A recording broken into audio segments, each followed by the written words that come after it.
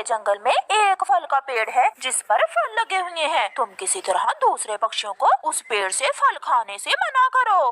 गौरी, अगर दूसरे पक्षी वो फल ना खाएं तो ठंड के दिन बहुत आराम से गुजर जाएंगे। हमें उन पक्षियों का कोई उपाय करना होगा।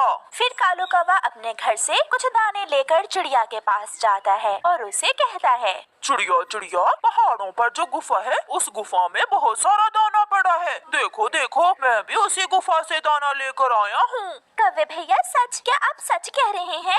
हाँ चिड़िया, आप अपने दोस्तों को लेकर जाओ और जाकर गुफा से भोजन ले लो।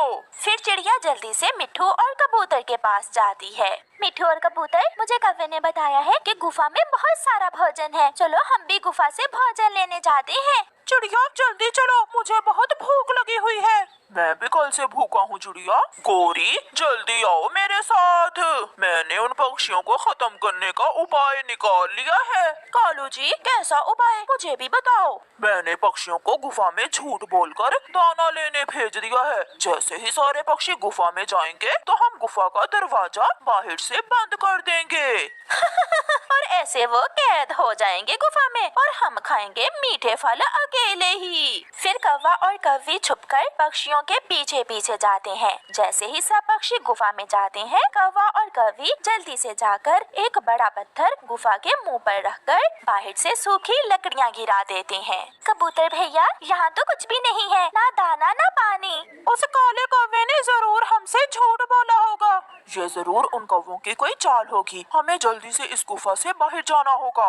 वो सब जैसे ही गुफा से बाहर निकलने लगते हैं तो गुफा का मुंह बंद देखकर वो हैरान हो जाते हैं। रास्ता बंद है, बाहर से किसी ने रास्ता बंद कर दिया है। मिट्ठू तो रोने लग जाता है। क्या अब हम यहाँ भूख से मर जाएंगे? चिड़िया बहन, बहुत बुरा हुआ, उन कौवों ने हमारे साथ बहुत बुरा किया। आप चिंता न करें, जो दूसरों का बुरा सोचता है हमेशा उसका अपना ही बुरा होता है। खाओ खाओ कालू, मीठे मीठे फल खाओ। अब और कोई भी नहीं है जो इस पेड़ से मीठे फल खाए। वो सब तो मरेंगे भूखे उस गुफा में। फिर कौवा और कौवी मजे मजे से फल खाने लगते हैं। 2 दिन गुजर जाते हैं। चिड़िया, कबूतर और मिट्ठू गुफा में भूखे बैठे हुए थे।